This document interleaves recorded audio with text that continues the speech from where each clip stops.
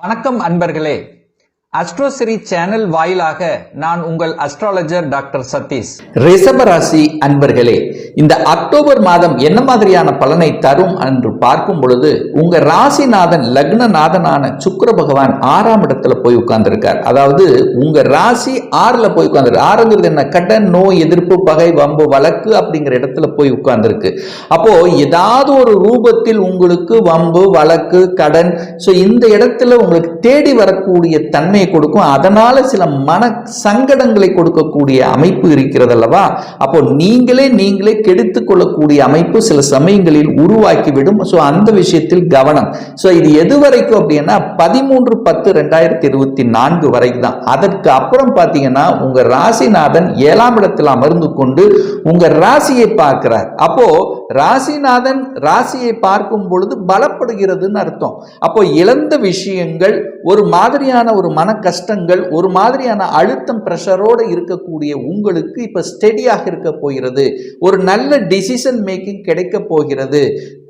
அதாவது உங்க ராசிக்கு நல்லவைகள் நடக்கக்கூடிய, அதாவது உங்களுடைய எண்ணங்கள், செயல்கள், சிந்தனைகள் நல்லவைகள் நடக்கக்கூடிய ஒரு நல்ல திங்கிங் ப்ராசஸ் செயல்படக்கூடிய தன்மைங்கிறது இந்த மாதத்தினுடைய இறுதியில் நல்லா இருக்க போகுது அப்படிங்கிறது தான் அமைப்பு.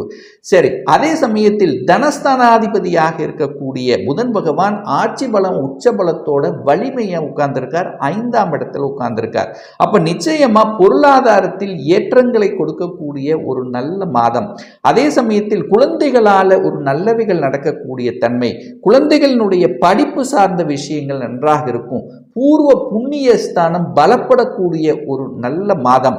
அப்போ தனம் நன்றாக இருக்க போகிறது, குடும்பம் நன்றாக இருக்க போகிறது, குடும்பத்தில் தேவையான பொருள்களை வாங்கி மகிழக்கூடிய தன்மை.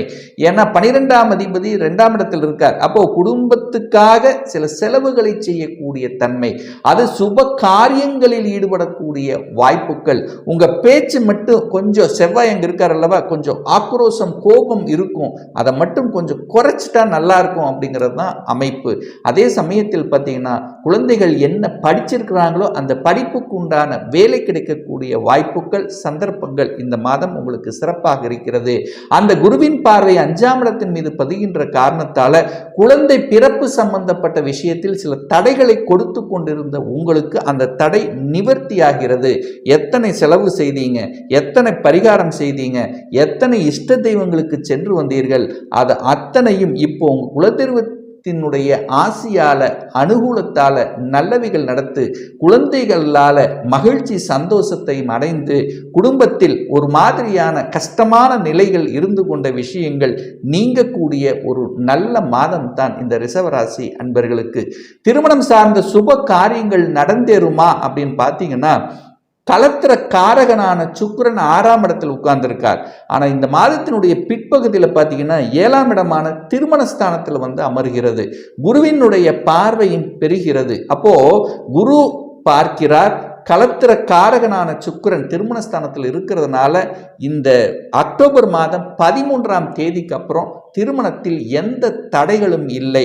அப்ப திருமணம் நிச்சயிக்கப்படக்கூடிய அமைப்பு, சுப விஷயங்களில் கலந்து கொள்ளக்கூடிய வாய்ப்புகள்.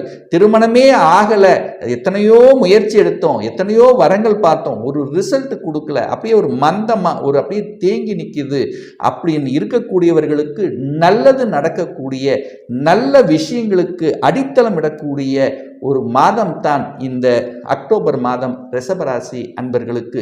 கூட்டு தொழிலில் இருந்து வந்த பிரச்சனைகள் விலகக்கூடிய ஒரு மாதம்.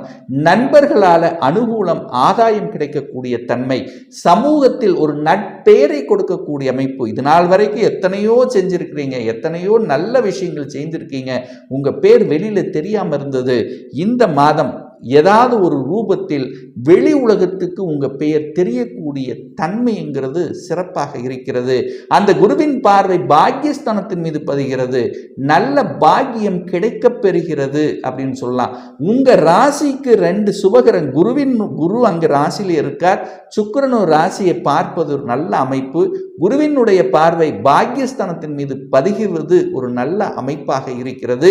புதனும் பார்த்தீங்கன்னா 11ஆம் இடமான லாபஸ்தானத்தின் மீது இது பதிகின்ற காரணத்தால நல்ல பாக்கியங்கள் கிடைக்கக்கூடிய அமைப்பு. வேலை இல்லாத இந்த ரிஷபராசி என்பவர்களுக்கு இந்த மாதத்தினுடைய பிற்பகுதியில் ஒரு நல்ல வேலை அமையக்கூடிய தன்மை இருக்கிறது.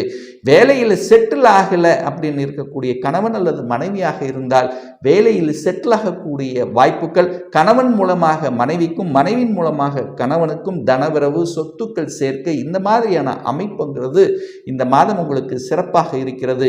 8க்குரியவன் அட்டமாதிபதியாக இருக்கக்கூடிய குரு போய் உங்க ராசியில் இருக்கிறதுனால சில குழப்ப தன்மைகளை கொடுக்குமே ஒழிய உங்களை கெடுக்காது. ஏன்னா அதே குரு தான் லாபாதிபதியாக இருக்கார் அல்லவா.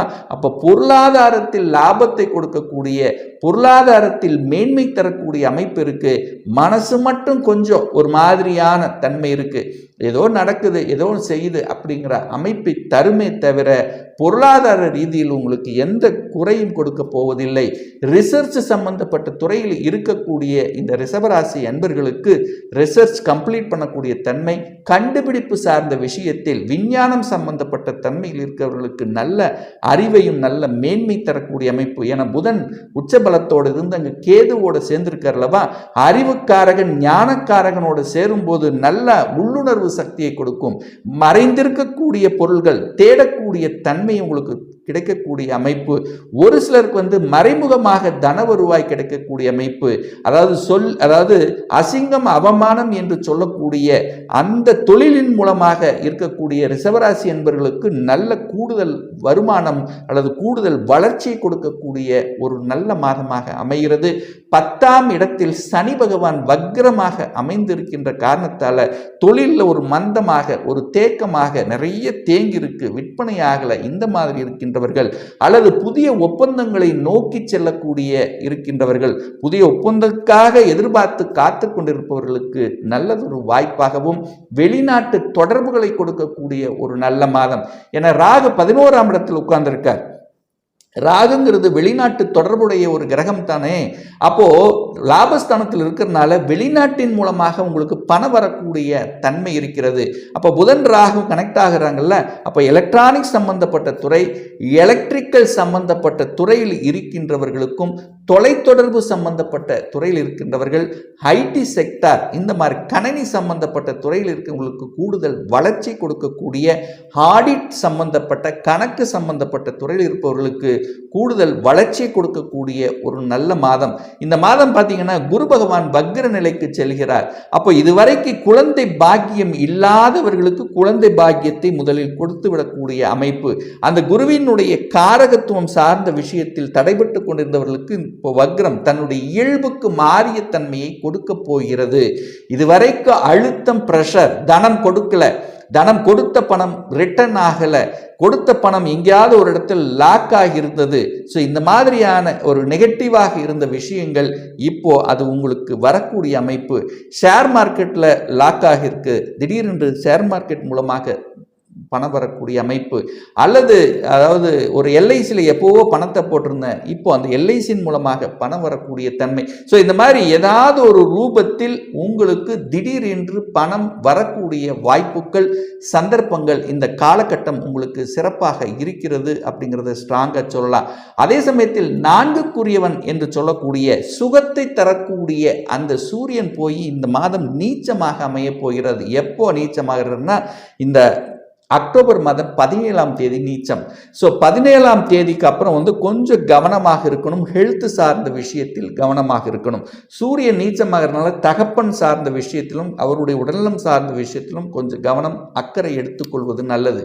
அப்போ 4ஆம் அதிபதி நீச்சமாகும் போது என்ன, ஒரு வீடு வாங்குறீங்க, ஒரு வண்டி வாகனம் வாங்குறீங்க, அல்லது ஒரு வீடு சம்பந்தப்பட்ட டாக்குமெண்ட், ஸோ இதெல்லாமே கொஞ்சம் கவனமாக இருக்கணுங்கிறத ஞாபகத்தில் வச்சுக்கோங்க. ஏன்னா 4ஆம் அதிபதி நீச்சமாக இருக்கிறதுனால வீடு வாங்கலாம், வாங்கக்கூடாதுன்னு நான் சொல்ல, ஆனால் நீச்சமாக இருக்கிறதுனால கொஞ்சம் எல்லாமே சரியாக இருக்கா, டாக்குமெண்ட் கரெக்டாக இருக்கா, இந்த மாதிரி எல்லாமே 100% பார்த்து வாங்கணுங்கிறத ஆழமாக மனதில் பதிய வைத்துக் கொள்ளுங்கள். ஒரு நல்ல தெய்வ வழிபாடு அப்படின்னு எடுத்துக்கொண்டால் இந்த மாதம் ஒவ்வொரு வெள்ளிக்கிழமை என்று உங்களுக்கு பிடித்த அம்மன் சென்று வழிபடும் போது மனதில் இருந்து வந்த கஷ்ட நிலையை நிச்சயமாக போக்கும். பூர்வீகம் சார்ந்த விஷயத்தில் இருக்கக்கூடிய பிரச்சனைகளை தீர்ப்பதற்கு உங்களுடைய குல தெய்வம் எங்கு இருக்கிறதோ அந்த குல தெய்வத்தை ஒவ்வொரு அமாவாசை என்று சென்று வழிபடும் போது நிச்சயமாக பூர்வீகம் சார்ந்த விஷயத்தில் இருந்து வந்த பிரச்சனைகளை தீர்த்து வைக்குங்கிறதுல எந்தவித மாற்று கருத்தும் கிடையாது.